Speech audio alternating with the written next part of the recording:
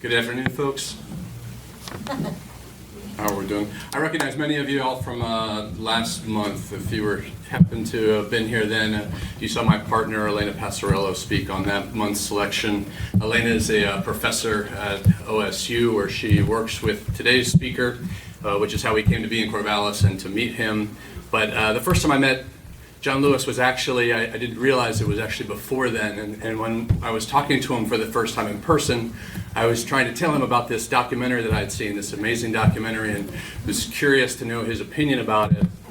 And it was about censorship and the Hollywood rating game, and it was called This Film Is Not Yet Rated, and he looked at me kind of strange and said, I'm in that documentary.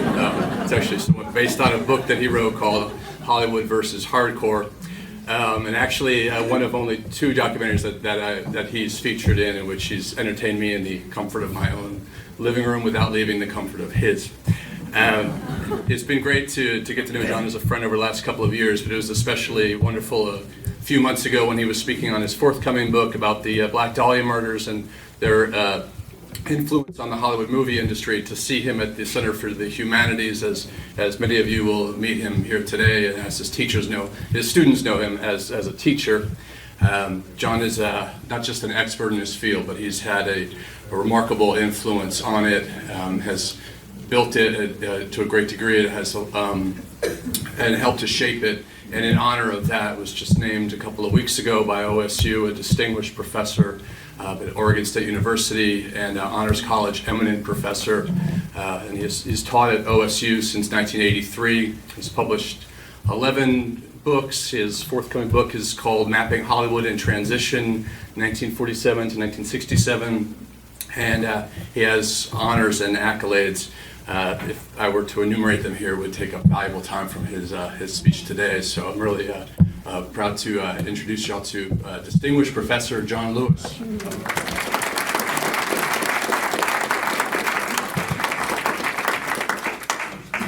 Okay, we're all different heights here. Can you hear me okay? Yes. Okay, good.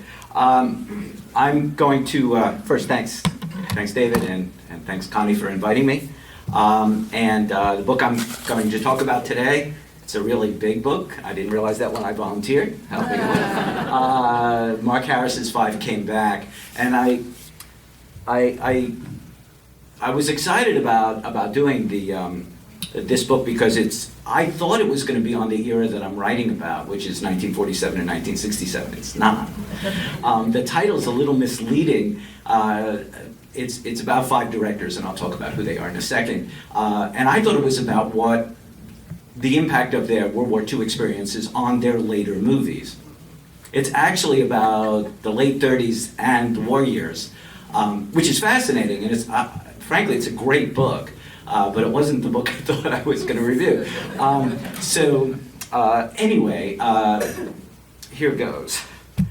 So, title's Five Came Back, and it's about five directors whose names, especially with this demographic, you're all going to know. It's not like when I'm teaching 18-year-olds and saying John Ford, and they look at me blank. I'm sure you're not going to. So, John Ford, and very quickly, the book begins, the first of his films that it talks about is The Informer from 1935, Stagecoach, How Green Was My Valley, which wins the Oscar in 1941. The Sex, Hygiene, and Battle of the Midway are his war era films made for the Office of War Information. And then the sort of key post-war films, My Darling Clementine, Fort Apache, and my favorite Ford film, The Searchers. And there he is in his army uniform. One of the things that the book gets into is how many Hollywood luminaries, in this case 5 very famous directors, who enlisted and volunteered their services. In a lot of cases, volunteered their services for filmmaking during the war years. And it's interesting how many of them really like to pose for publicity pictures in their uniforms. There's 4. Also, one of the 5 who came back, that's the title, George Stevens. And the first film, again, it sort of catches their careers in the late 30s, Gunga Din, which is a film I actually remember seeing with my father, so I have kind of fond memories of that film. He was a big Kipling fan. Woman of the Year, 1942, and then again in the war years, Nazi concentration camps, Nazi plan. Stevens actually took the longest to get going during the war, mostly because of bureaucratic reasons. And the book is really fascinating in the way it talks about army bureaucracy and how these directors left Hollywood, which has its own bizarre bureaucracy as far as getting things done and working with people like Louis B. Mayer and Harry Cohn, and they thought they had it bad there, and then they had to deal with the U.S. government, and it was harder. And then he's famous after the war. Whoops, this keeps timing out on me. Place in the Sun, Shane, Giant, and apropos, Diary of Anne Frank. And here's George Stevens, also posing in his military uniform. Another of the five came back, John Huston, famous for his debut film, Maltese Falcon, Report from the Aleutians, The Battle of San Pietro, Let There Be Light were his three war era films. He actually made the most controversial of the war era films, something that Harris gets into.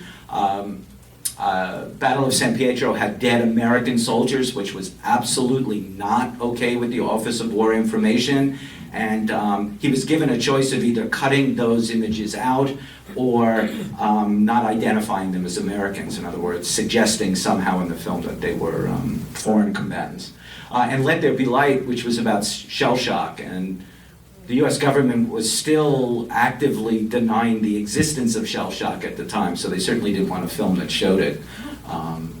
So very controversial film he made then. And then famously, after the war, Treasure Sierra Madre, Key Largo, African Queen, Misfits. Whoops. And not a whole lot of pictures of Huston in his uniform.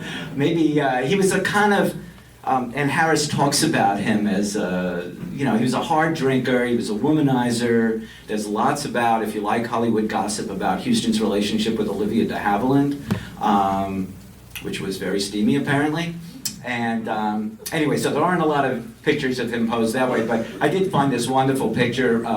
This is a publicity picture of him writing Maltese Falcon, and there's the star of the film leaning over his shoulder, Humphrey Bogart.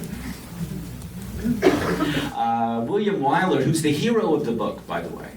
He's clearly the director and the historical figure and the real man that Harris likes the most, the best. So William Wyler begins talking about his two, I think, terrific late 30s films, Jezebel with Bette Davis, of course, Wuthering Heights, Little Foxes, again, Davis, Mrs. Miniver, which sweeps the Academy Awards in '42, Memphis Belle, which was his great and truly great war era documentary, Best Years of Our Lives, arguably the most famous post-war film, The Heiress, which is one of my personal favorite films of all time, based on Washington Square, the novel, Roman Holiday, and The Inevitable Ben-Hur. And there are pictures of Wyler in his uniform, but this one, the imperious Bette Davis is just, so that's obviously Wyler on your right, and Bette Davis, complete with a cigarette holder on the left. And the last of the five directors is Frank Capra.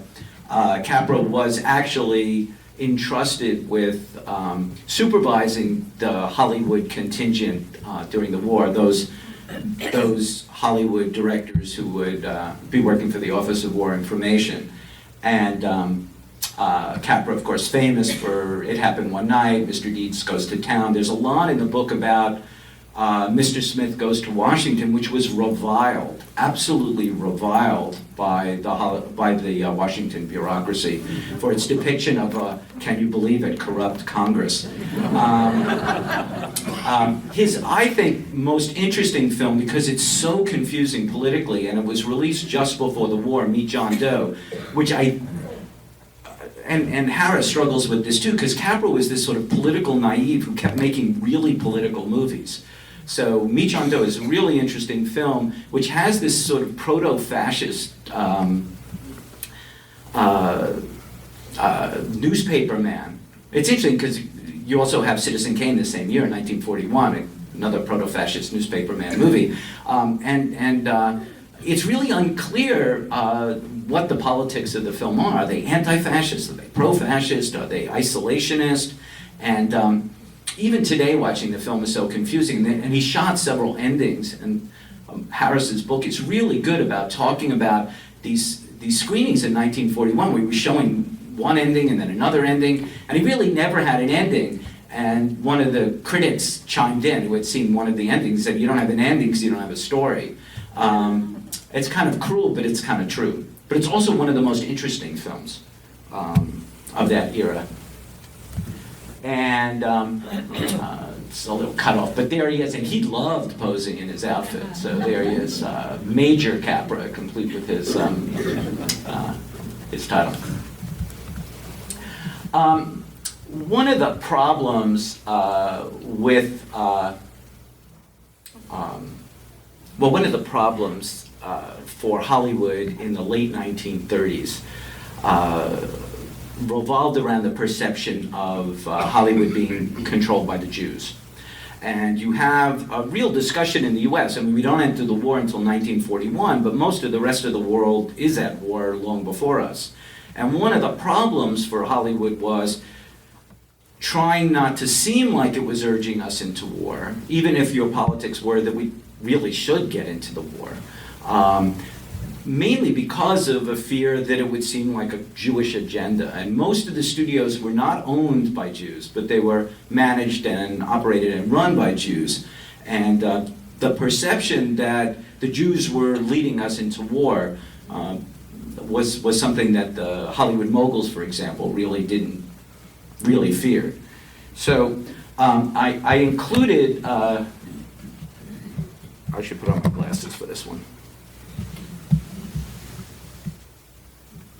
So this is the official Hays Office, the PCA, the Production Code Administration, memo to Warner Brothers about Confessions of a Nazi Spy.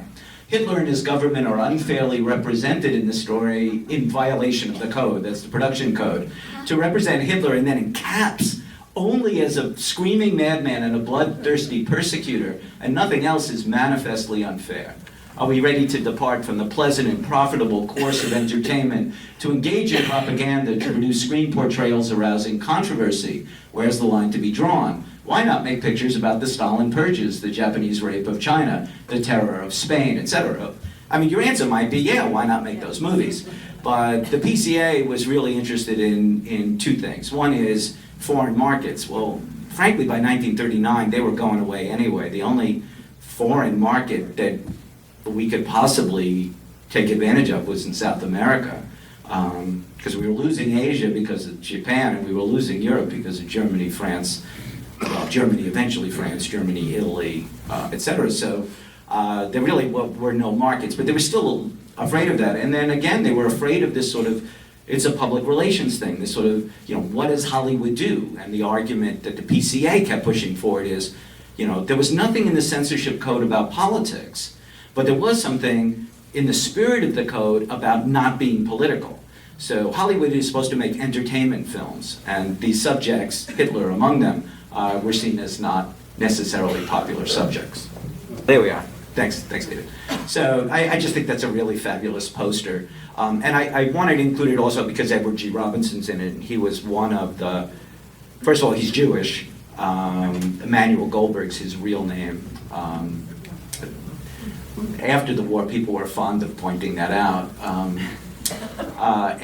But he was, he was a Warner Brothers star at the time, but I think it was also, the feeling was that you were having these Jews in Hollywood who were making movies like Confessions of a Nazi Spy, which would urge us into war.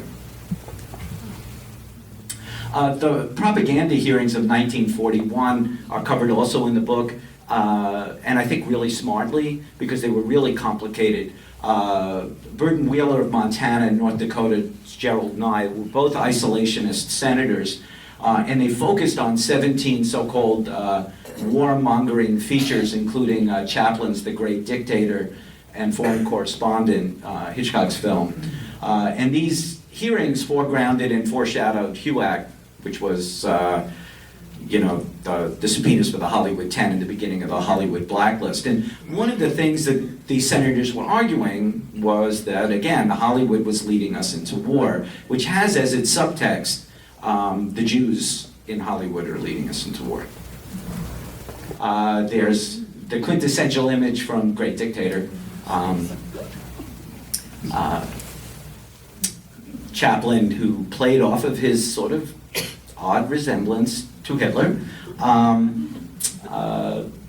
He's Herr Hinkle in the film, and this is the great scene where he's sort of playing with a balloon globe of the world, which of course he does his little ballet with and then blows up. So I've talked a little bit about isolationism and anti-Semitism, and again Harris does as well. Gerald Nye on the floor of the Senate.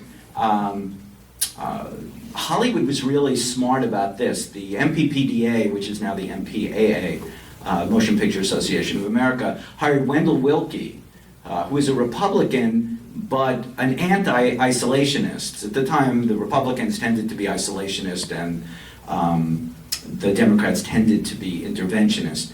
But Willkie, who would of course run for president, was a really interesting political figure, and he actually was the lawyer defending the MPPDA against the isolationist senators who were heading up what they came to be known as the propaganda hearings in 1941. And he eventually baited Gerald Nye on the floor of the Senate to actually say out loud, if anti-Semitism exists in America, the Jews have themselves to blame. So the explicit connection between Jewish Hollywood and interventionism, it's not a particularly well-kept secret. And there is, just so you can put a picture to a face, Gerald Nye, who was a pretty important political figure at the time. Also covered in the book really well, and I'll actually read a couple of excerpts from the book in a few minutes, but is America First, which was symbolically led by the aviator Charles Lindbergh. There's also, on the isolationist front, the Motion Picture Alliance for the Preservation of American Ideals. Disney is a founding member of that, along with Victor Fleming, whose name is not as famous as his films. He directed both Wizard of Oz and Gone with the Wind. Gary Cooper, John Wayne, all members of the Motion Picture Alliance for the Preservation of American Ideals, which is just a fancy name for they didn't want to go to war and they blamed the Jews for pushing it through. And I'll just read a little bit from the book to give you a taste of his writing and also, in a way, his politics from the book.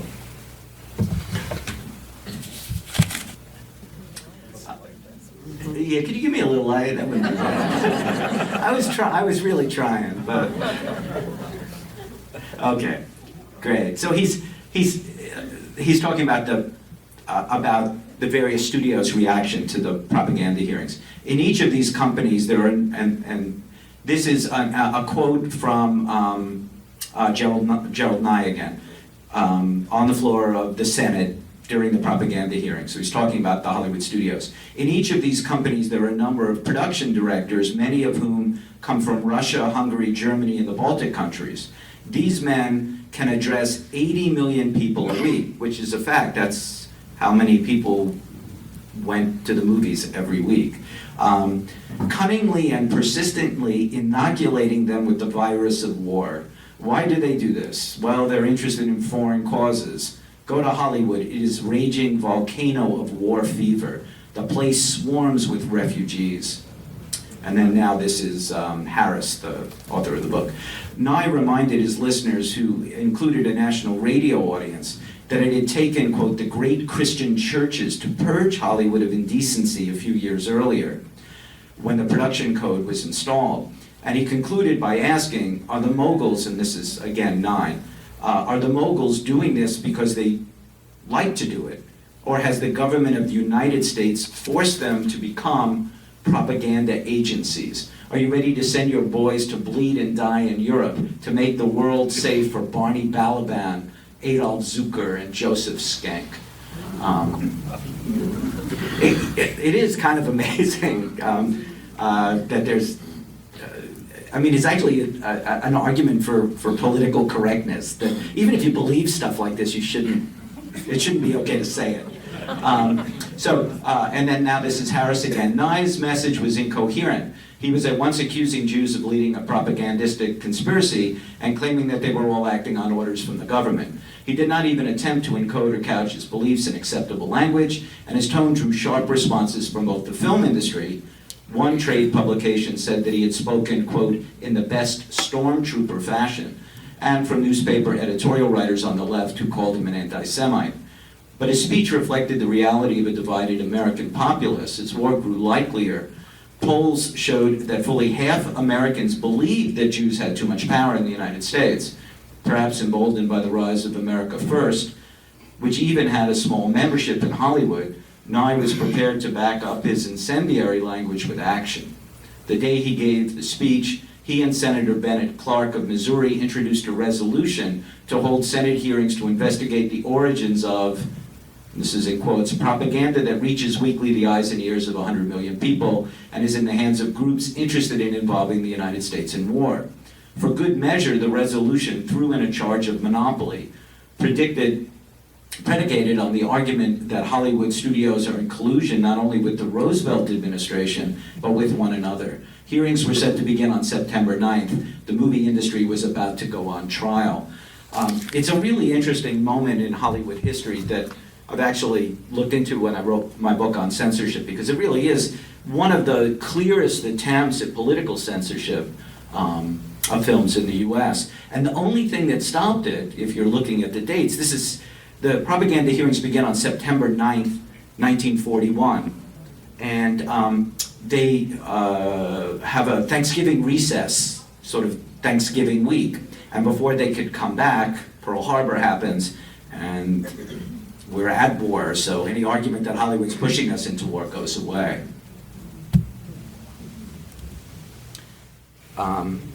That's Lindbergh, and it's a really cool photograph because it shows him under the America First Committee sign. And he was the figurehead. He wasn't the founder, and he wasn't its ideological sort of the brains of the outfit, but he was definitely their most famous member. On the other hand, you have the Hollywood Anti-Nazi League, and later unsurprisingly, because the blacklist was all about Jewish Hollywood too, if you were a member of the Hollywood Anti-Nazi League, you were for sure going to come under scrutiny from HUAC. So if you were actually thinking we should join the war, after the war you were tarred with the same brush as members of the Communist Party. So again, the Jewish question, there was a debate. This would have been great if this book came out about a year earlier, because I could talk about two other books that had just, there was this whole argument in the Chronicle of Higher Education about these two other books a year ago. One is not a new book, Tom Doherty's Hollywood and Hitler, and the other is Ben Irwin's The Collaboration. Irwin had just published his book called The Collaboration, where he argued that the Hollywood moguls were collaborating with the Nazis, which is, he claimed he found these documents to prove this completely ridiculous argument. And my feeling is he's probably an okay historian, but he knows nothing about Hollywood, this Irwin guy, because it's the most ridiculous argument I've ever heard. Doherty had written a previous book which basically made, if you know anything about Hollywood, the obvious argument that the moguls were willing to make money in Europe until they couldn't make money in Europe. And they didn't care who showed their films. It had nothing to do with collaboration, it had nothing to do with politics. In Hollywood, there's a saying, when they say it's not about the money, it's about the money. So,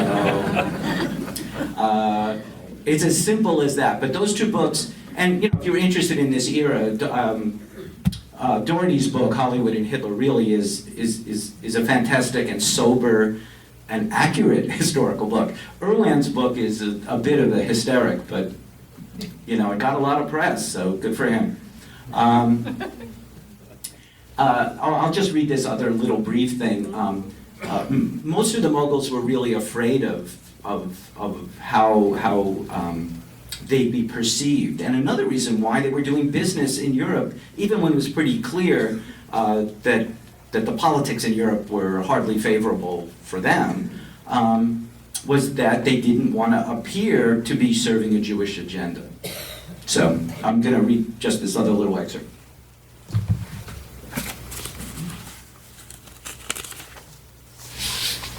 Okay. In the spring of 1938, Jack Warner hosted an industry dinner for the exiled novelist Thomas Mann, a Nobel laureate whose outspoken opposition to Hitler and his policies had led to the revocation of his German citizenship. Mann was then Hollywood's leading anti-Nazi voice in the United States. His presence at a Hollywood event was, if not a call to arms, at least a call to wallets. It was a political coming out of sorts for Warner and his older brother Harry, who just 3 weeks after the Anschluss were ready to commit themselves, and more significantly, the company they and their brothers Albert and Sam had founded in 1923 to fight the Nazis.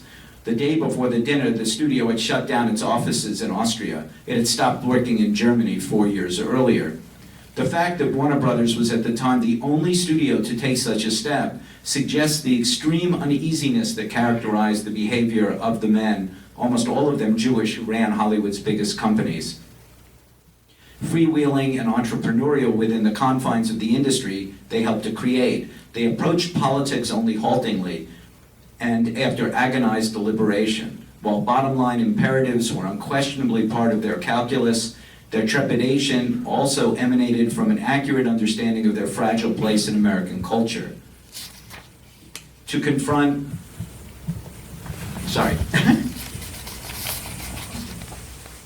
to confront any national or international issue that might turn the spotlight on their religion was to risk animosity, even censure.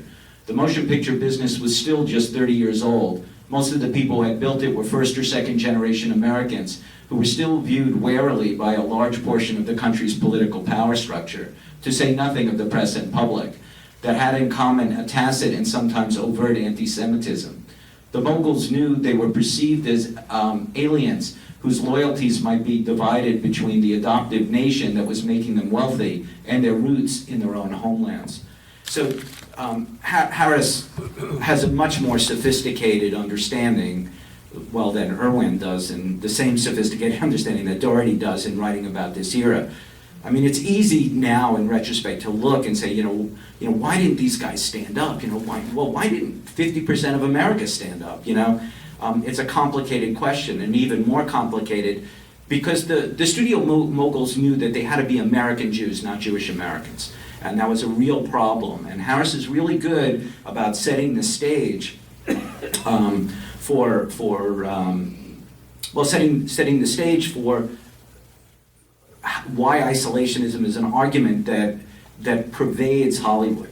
It also becomes very successful for Hollywood, and I'll talk about that right now.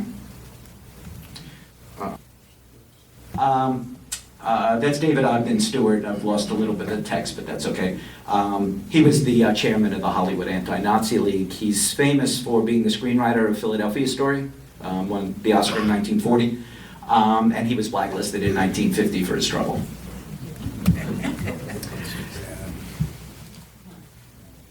Okay, one of the things the studios had to do was balance, because they all agreed to the production code to balance freedom of expression with a kind of larger public relations mission. And this created a problem with certain members of Congress, like Gerald Nye, and also created problems with foreign markets. I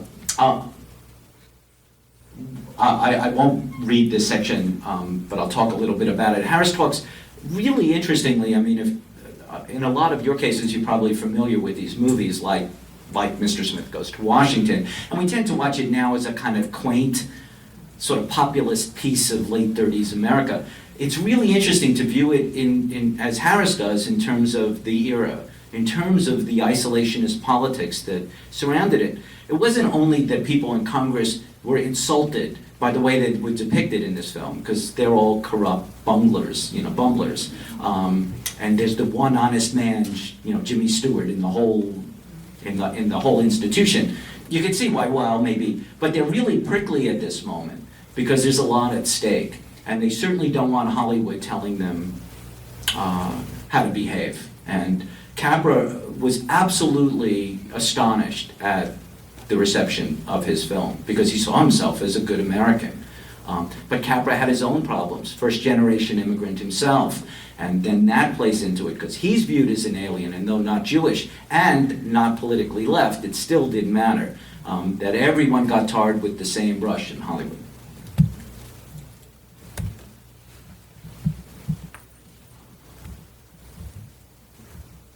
And there's our one honest man. And I like this this still frame because it's what's called variable focus in film. So you can see they're using a telephoto lens, which you're supposed to use just to focus on in this case it's a medium shot, but just to focus on a visual field that's close to the camera.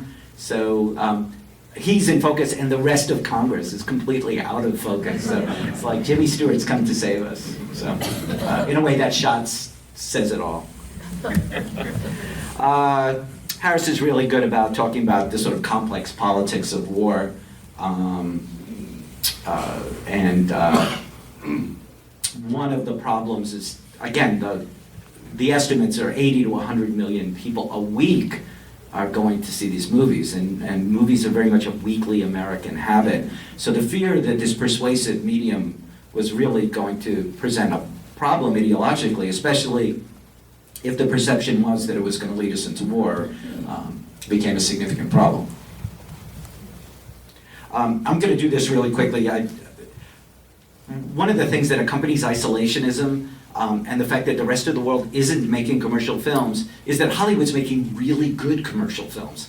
So arguably 1939 to 1941, our last 3 full years before we entered the war, are pretty great. So Stagecoach, Young Mr. Lincoln, Dark Victory, Three Musketeers, Wuthering Heights, Goodbye Mr. Chips, Gunga Din, Ninotchka, Only Angels Have Wings, Mr. Smith Goes to Washington, and then the big two, Gone with the Wind and Wizard of Oz, all 1939. Great Dictator, Grapes of Wrath, His Girl Friday, Of Mice and Men, They Drive by Night, Dark Command, Shop Around the Corner, Philadelphia Story, Christmas in July, and Rebecca, all 1940. And then 1941, even more amazingly, Sergeant York, Ball of Fire, Lady Eve, one of my favorite films of all time, Meet John Doe, How Green Was My Valley, which wins the Oscar, Maltese Falcon, Little Foxes, They Died with Their Boots On, and of course Citizen Kane, all 1941. This is a screenshot from How Green Was My Valley, Ford's Oscar-winning film from 1941, the film that beat Citizen Kane. If any of you play trivia, the film that beat Citizen Kane for the Best Film Oscar in 1941. And what was interesting is that, if you know the film, it's set in Wales, but there was no bringing a Hollywood film unit to Great Britain in 1941. So it was shot in Malibu. So next time you see the film, just sort of think of Wales and Malibu in the same sort of mental image. I'm going to show this later, but this is the trailer for Maltese Falcon, which sort of is John Huston's, debut film, and it's quite amazing. I teach this era, and I talk about nationalist necessity and natural resource scarcity. Those are the two things dominating the war years. And I would say out of the 500 pages in this book, 300 are actually about making movies during wartime. And a big part of it is that other countries are nationalizing film industries. Obviously, the fascist countries do this fairly early on, but Great Britain, in all but name, does it as well. The U.S. resists this, that Hollywood gets out of being nationalized and owned by the government by agreeing to cooperate with the war effort. So 11 days after the attack on Pearl Harbor, you have the formation of two things, the Office of War Information, and then under that, the Bureau of Motion Picture Affairs. And the studios all agree to do this because they're afraid they're going to be nationalized. So in order to maintain control over their own studios, they agree to make movies that remind audiences of what's at stake, to render obvious the essential, even natural evil of our enemies, and to celebrate the history and culture of our allies. And now I've got my fingers crossed.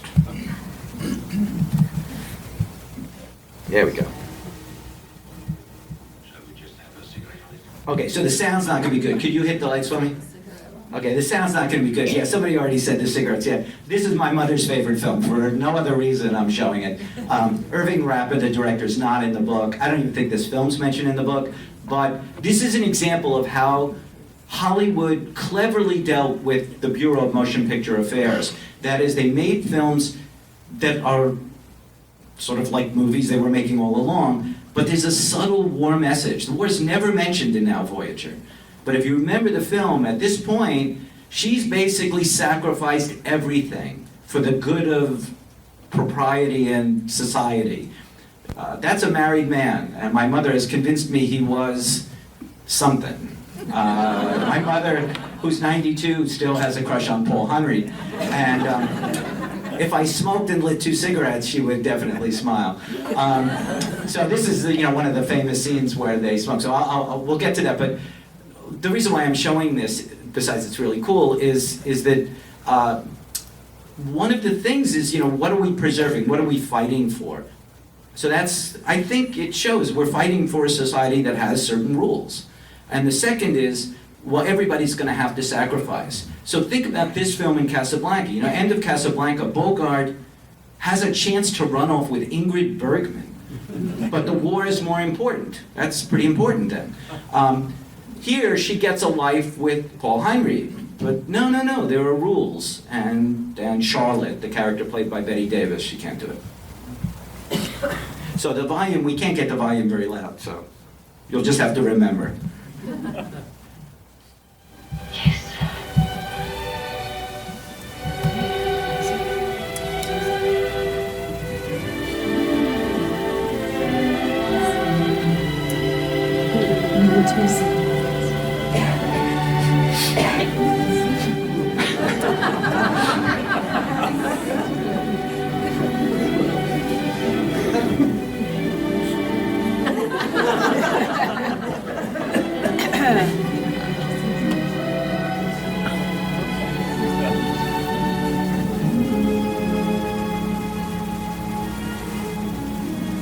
May I sometimes come here? Whenever you like. It's your home, too. There are people here.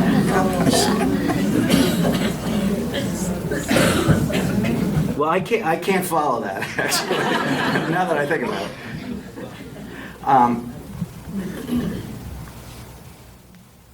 I'm going to skip over some of this. There's a lot of stuff during the war. One of the things that directors, John Ford famously saw Triumph of the Will, which is a film now, most people see in film classes. If you take a film class, especially a documentary class, you see it. But it was actually a hard film to see in the U.S. There were only 2 copies in the U.S. actually. Once things got bad, and legend has it John Ford saw it and he says, "Wow, we're going to lose."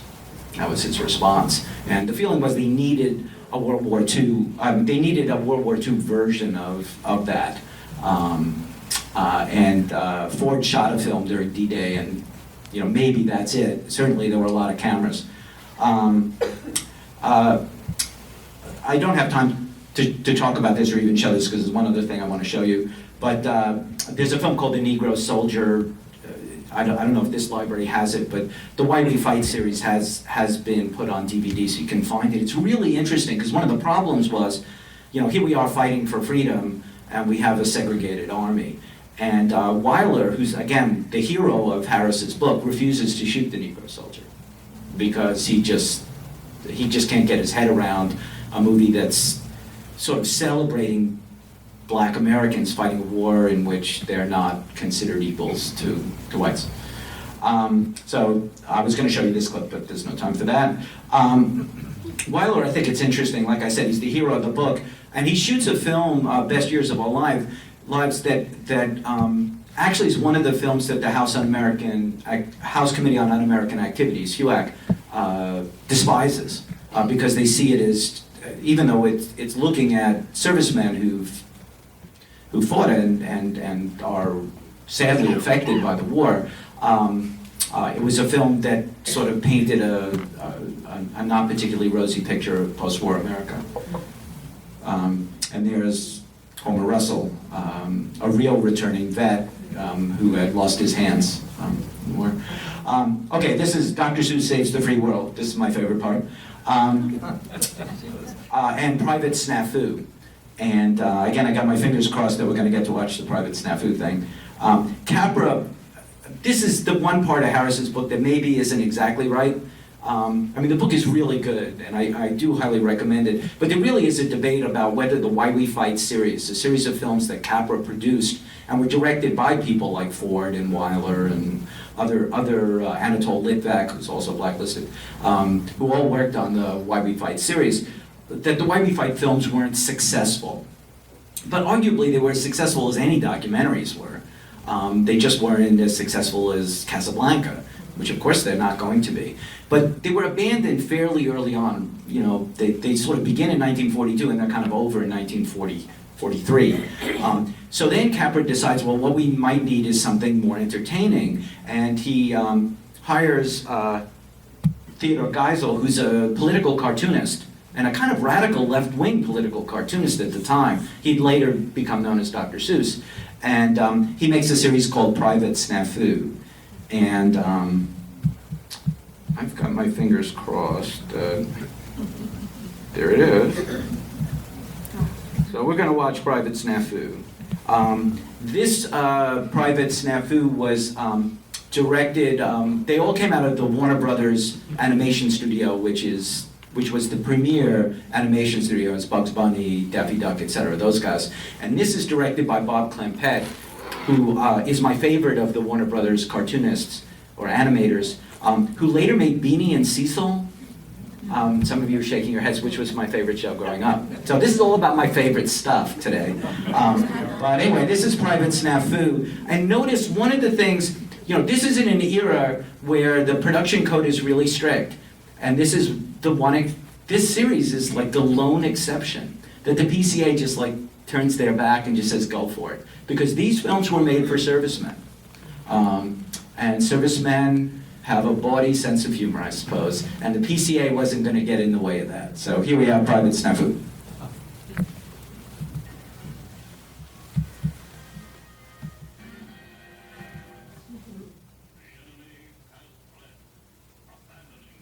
It'll be hard to hear, and there's nothing we can do about it, but...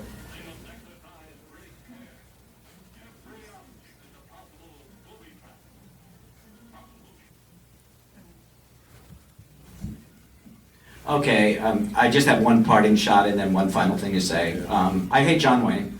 I think he's a terrific actor, and I show searchers every year in class and talk about how even... Or we're still getting sound from Private Snafu here. Anyway, it's interesting. John Ford, who was one of his best friends, Harris finds a quote that supports this that he had watched with increasing contempt as John Wayne had made had made and broken one vague commitment after another to join up. There actually are. I looked into this. If you go on the web, there are all these sites still making the argument whether John Wayne was a draft dodger or not. I know what side I'm on. And there he is in the sands of Iwo Jima. And then the last little bit, I just want to read one last bit of the book. It's very quick. That one of the things that the Why We Fight films, these films that these Hollywood directors shot during World War II required were recreations. Because of course they were used to very controlled sound stages at movie studios, and then suddenly they're like in a war zone and no one's cooperating. So one of the things they had to do was, like in Battle of San Pietro, Houston had to film a battle that was already over by using local extras and like burying them in the ground and posing them as bodies. It was a true story that he was telling, but he wasn't there in time to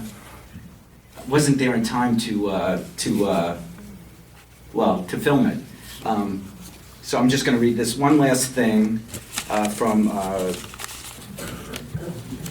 Oh yeah, here we are. This is from a film that George Stevens shot of the German surrender in France.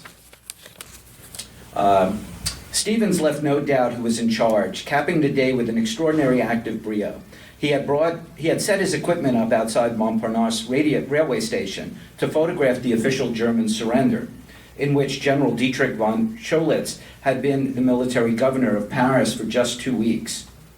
And he would turn over his power to General Leclerc and be taken into custody. Stevens wanted to be certain that the exact moment at which Paris became a free city was recorded.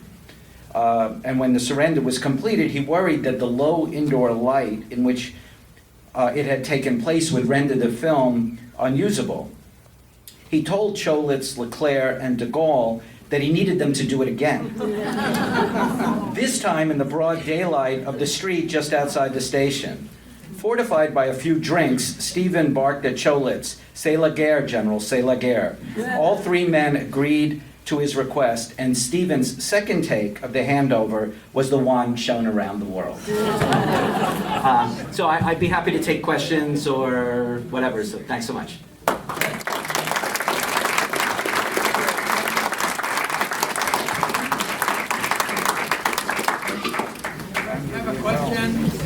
Yeah, I'm just turning off the sound in the background. Okay, there we are. You mentioned Citizen Kane. Yeah. Yeah, and William Randolph Hearst used the fact that the Jews were in control of Hollywood to kill his film. I just wondered if you want to say anything about that. Yeah, I mean, that was certainly one of the things. I mean, I don't think Hearst would have cared that the Jews ran Hollywood as long as they paid for ads in his newspaper. But that movie, because it was so clearly about him, and Wells made it clear that it was about him. Wells claims, if you read the various Wells biographies, he's very fond of hyperbole, but Wells claims that he was originally going to make it about Amy McPherson, and then switched to making it about Hearst because he went to a party and he really liked Marion Davies, Hearst's girlfriend, and really didn't like Hearst. Who knows if that's true or not. But Hearst certainly resented the depiction in the film and actually offered the studio that he would basically buy the negative and buy up all the positive prints and give them more than they were going to get for that movie back. And the studio figured, wow, that's really good publicity. I don't think we're going to sell them the movie. And they didn't do it. And we have Citizen Kane now because of that. But yeah, I mean, Hearst, a lot of the newspapers, I mean, this is the sort of, that you bring up, this is the sort of pressure the studios were under. And that's why the moguls were really careful about their Jewishness. There were enough people worried about it that they weren't going to make it an issue. And certainly the war seemed to make it an issue.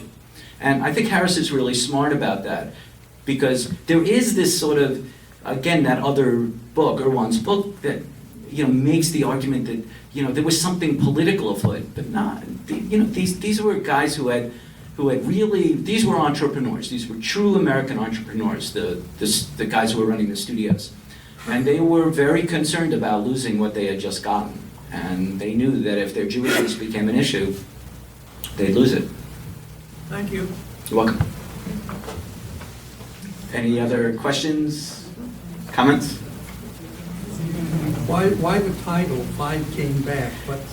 It's the five directors, but I don't know what they came, I mean, in a way they all came back from the war, but that's what I thought the book was going to be about. But it's actually about the isolationist movement before the war that these directors had to figure out. Wyler's the only Jew among the five, by the way.